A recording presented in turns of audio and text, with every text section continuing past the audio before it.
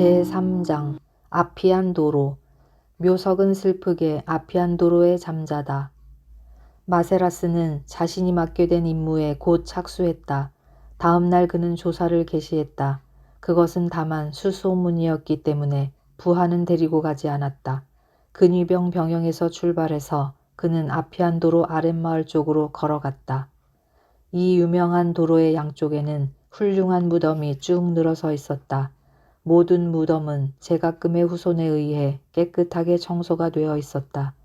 도로 뒤쪽에는 빽빽하게 집이 늘어서 있었고 들은 아직도 먼 저쪽에 펼쳐져 있었다.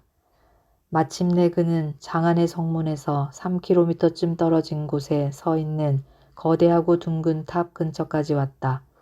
이것은 큰 석회석의 블록으로 세워졌고 아름답게 그리고 단조롭게 꾸며져 있었다. 그 장엄한 모습과 견고한 구조는 모든 것을 질식시키고 마는 그 당시 로마 제국의 위력에 대한 과감한 도전이기도 한 것 같아 보였다. 이곳에 이르러 마세라스는 잠시 멈추어 주위를 살펴보았다. 로마에 처음으로 온 그에게 있어서는 모든 광경이 어쩐지 새롭고 흥미있게 보였다. 가장 눈에 띈 것은 길고도 긴 묘의 행렬이었다. 그것은 과거의 위인이나 귀인 그리고 병사들이 잠자고 있는 곳이었다. 그들의 묘비 위의 문구는 그들이 지상에 있어서의 명예에 대한 과시와 그리고 지금부터 닥쳐올 그러나 알지 못한 사후 세계에 있어서의 얼빠진 기대가 새겨져 있었다. 이러한 기념비에는 미술과 금력이 응고되어 있고 오랫동안 뭇사람의 경건한 애착이 그러한 것들을 황폐시키지 않고 구석구석까지 손질이 잘 되어 있었다. 그가 서 있는 곳에는 카치리아의 눈부실 만큼 아름다운 큰 무덤이 있고 그 건너편에는 카라치나스와 셀리비의 무덤이 있었다. 다시금 그 건너편에 사이피오스의 안식 처소에 그의 눈은 멈추었다. 그 빈틈없는 건축은 그 거주자인 영웅의 저택인 것으로 한층 존경의 대상이 되고 있었다. 키케로의 말이 그의 뇌리에 떠올랐다.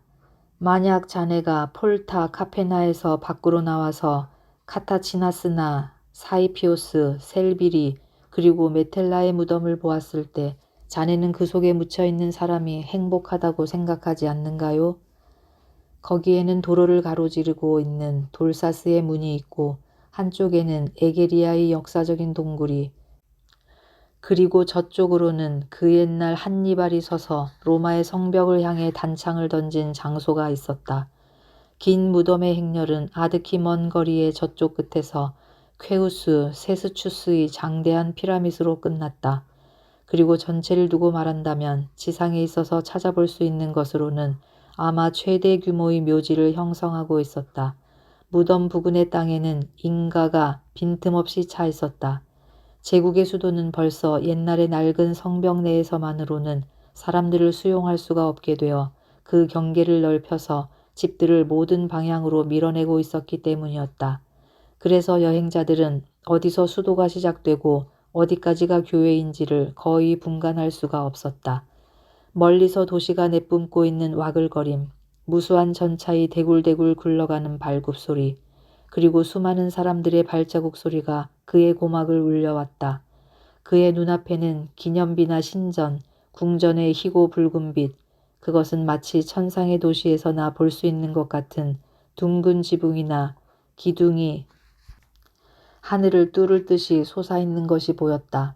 그리고 그 모든 것 위에서 저 웅대한 카피트레인 언덕이 주피터의 신전을 마치 갓을 씌운 듯이 하늘 위에 둥실 떠 있는 것이었다.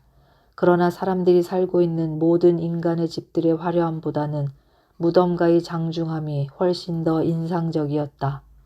그 주위를 둘러싸고 있는 것은 어떻게 형용할 수 없는 훌륭한 건축의 정수를 나타내고 있었다. 거기에는 로마의 낡은 대가족의 자랑스러운 기념비가 열지어져 있었다. 영웅, 천재, 용장, 귀인, 부호, 대개 인간이 가치를 인정하고 또는 존경하는 모든 종류의 미덕을 가진 고인들이 묘비의 문구에 생명을 불어넣어 한층 감흥을 일으키게 하고 있었다. 여기에는 고대 로마 종교의 최대의 영향이 한눈으로 볼 수 있는 형태로 존재하고 있었다. 그러나 그 종교가 영혼에게 미치는 효과는 그 외견상의 호화스러움과도 그리고 의식의 장려함과도 너무나 멀고도 먼 거리가 있는 것이었다. 무덤의 비문은 고귀한 신앙에서가 아니고 인생의 애착을 극복한 자랑을 나타내고 있었다. 영원한 생명의 보증도 없이 이 세상에 있어서의 갖가지 쾌락에 대한 슬픈 소망이 엮여져 있는 것이었다. 그리고 시체로 매장되어 있는 사람들이 행복하다고 생각되지 않는가요? 라고 한 말을 또다시 상기했다. 그들 크리스천은 하고 마세라스는 생각했다. 내가 지금 찾고 있는 그들 크리스천은 우리들이 가지고 있는 모든 철학 속에서도 찾아볼 수 있는 것 이상의 것을 가지고 있는 것 같다. 그들은 죽음이란 공포를 정복하고 있을 뿐만이 아니고 기꺼이 죽는 것마저 할 수 있다. 도대체 그들 중에 가장 젊고 약한 사람까지도 감수시킬 만큼의 어떤 비밀의 힘을 무엇이 주고 있는 것일까? 그들의 노래 속에 숨겨져 있는 의미는 무엇일까? 나의 종교에서는 나를 불행하지 않게 하는 것이 고작인데 그들의 종교는 죽음까지도 한없는 기쁨과 승리의 노래로 영접할 수 있게 하는 종교다. 그것은 그렇다 하고 도대체 나는 어떻게 크리스천의 수사를 진행시켜야 할까? 많은 사람들이 오가고 있었다. 그러나 그에 도움이 될 만한 사람은 한 사람도 보이지 않았다. 대소 갖가지의 건물이나 벽이나 묘소가 주위를 둘러싸고 있었지만 카타콤에 관계가 있을 듯한 장소는 눈에 띄지 않았다. 그는 어떻게 해야 좋을지 몰랐다. 그는 도로로 나와 천천히 걸으면서 마주치는 사람마다 주의 깊게 관찰하며 모든 건물을 조사해 나갔다. 그러나 여기에서 얻어진 결과라고 한다면 집이나 인간의 인상은 지하 생활과 관계가 있는 어떠한 특징도 나타내지 않는다고 하는 발견이 고작이었다. 많은 시간이 지났다. 그래서 꽤 늦어졌다. 그때 마세라스는 카타콤에 수많은 입구가 있다고 한 것을 생각해내고 수사를 계속했다. 그는 해가 지기 전에 어떤 실마리라도 발견하고자 바라고 있었다. 마침내 그의 노력은 보람이 있었다. 그는 전후좌우 모든 방향으로 걸어 다녔기 때문에 빙빙 돌다가 출발점으로 다시 되돌아와 버리는 일이 수없이 많음을 깨달았다. 해질녘이 가까워지자 태양은 지평선에 내려앉으려고 하고 있었다. 그러자 그때 그의 재빠른 눈은 저쪽에서 걸어오는 한 소년을 동반한 사나이의 모습을 포착했다. 그 사나이는 모래와 흙으로 더럽혀지고 축축한 거친 베옷을 입고 있었다. 그 얼굴은 오랫동안 옥중 생활이라도 한 사람 모양 핏기가 없이 창백했다. 그래서 그의 그러한 모습 하나하나는 재빨리 젊은 장교의 눈을 끈 것이다. 그는 사나이 쪽으로 다가가서 손을 어깨에 얹고 말했다. 너는 모래 파는 인부지? 잠깐 따라오라. 사나이는 얼굴을 들어 비장한 표정으로 쳐다보았다. 장교의 제복이 그를 떨리게 한 것이다. 그는 눈 깜짝할 사이에 쏜살같이 빠져나와 마세라스가 쫓으려고 뒤를 돌아보기도 전에 옆길로 뛰어들어가 사라져버렸다. 그러나 마세라스는 소년만이라도 확보할 수가 있었다. 나를 따라오너라 하고 그는 말했다. 가여운 소년은 그야말로 두려운 표정으로 얼굴을 들었기 때문에 마세라스는 순간 불쌍하게 여겨졌다. 제발 나의 어머니를 보아서 용서해 주십시오. 나를 데리고 간다면 어머니는 죽을지도 모릅니다. 소년은 그의 발밑에 엎드려서 애원했다. 나는 너를 어떻게 하지 않는다. 따라오너라. 그는 소년을 통행인의 방해가 안 되도록 길가의 공지로 데리고 갔다. 자, 하고 그는 멈추어 서서 소년과 마주보고 이렇게 말했다. 거짓말을 해서는 안 된다. 너의 이름은? 포리오. 소년은 대답했다. 집은 어디지? 로마.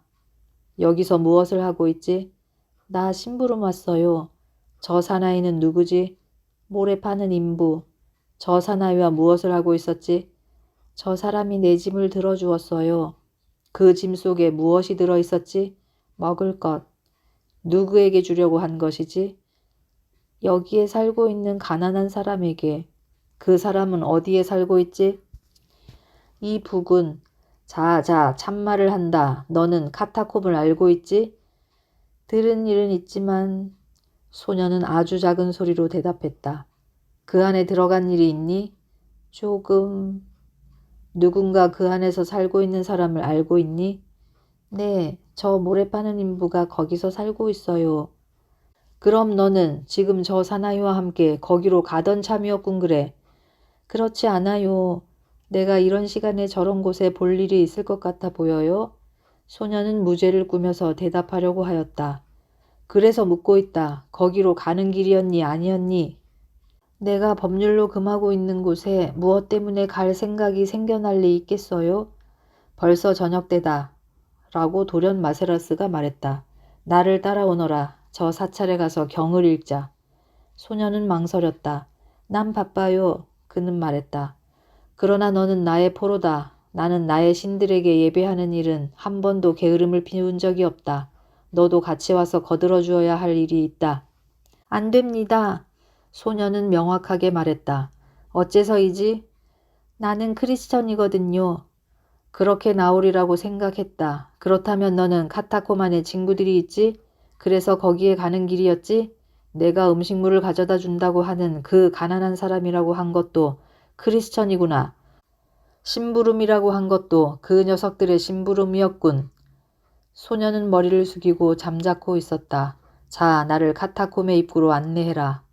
아, 부탁입니다, 군대님. 용서해 주세요. 제발 그것만은 용서해 주세요. 아무리 해도 안 됩니다. 친구들을 배신할 수는 없습니다. 배신하지 않아도 된다. 지하로 통하고 있는 수천이나 되는 입구 하나쯤 가르쳐준다고 했댔자. 아무것도 아니지 않니? 너는 보초병들이 입구를 하나도 모르고 있는 줄 알고 있니? 소녀는 한참 생각하고 나서야 마침내 승낙의 뜻을 나타냈다. 마세라스는 그의 손을 붙잡고 같이 걷기 시작했다. 아피안 도로를 오른쪽으로 돌아서 조금 들어간 곳에 빈집이 하나 있었다. 소녀는 그 안으로 들어가 지하실로 내려가더니 겉으로 보기는 헛간 문과도 같이 보이는 문을 가리키면서 멈추어 섰다. 내려간다. 마세라스는 위험 있게 말했다. 군대님, 혼자면 무서워서 싫지요? 그렇지요? 크리스천은 사람을 죽이지 않는다고 하고 있지 않니? 그런데 어째서 무서워할 필요가 있다는 말이냐? 자, 안내하라. 불이 없잖아요. 그것은 내가 준비해가지고 왔다. 자, 가자. 싫어요. 반항할 셈인가? 네, 아무래도. 소녀는 말했다. 나의 친구들과 친척들이 밑에 있어요. 이곳을 안내하라고 하면 차라리 죽어버리겠어요. 흥, 용감하구나. 그렇지만 너는 죽음이 어떤 것인지 모른다. 내가 모르고 있다고 생각해요?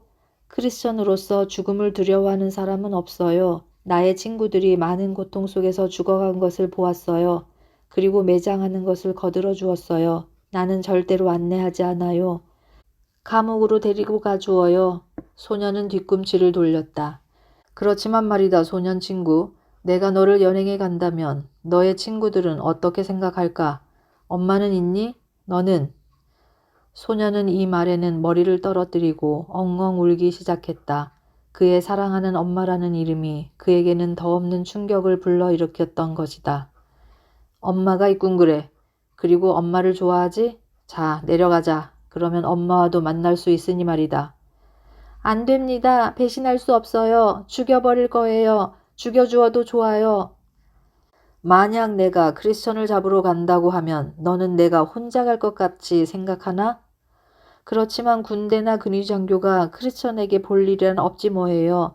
있다고 하면 잡아 죽이려고 하는 것뿐이지 뭐예요. 포리오, 잘 들어라. 나는 아무 악의가 없다. 만약 내가 밑으로 데려다 준다면 맹세하지만 너의 친구들이 살고 있는 장소를 다른 사람들에게 말하지는 않겠다. 밑에 들어가 있는 동안은 나는 너희들의 포로다. 어떤 일을 당해도 좋다. 그럼 우리들을 배신하지 않겠어요? 맹세하겠어요? 시저의 목숨과 영원한 신들의 이름을 걸고서 맹세한다. 하고 마세라스는 엄숙하게 말했다. 그렇다면 따라오세요. 소녀는 말했다. 불은 필요 없어요. 주위에서 따라오세요. 그리고 그는 좁은 입구를 통해 안으로 들어갔다.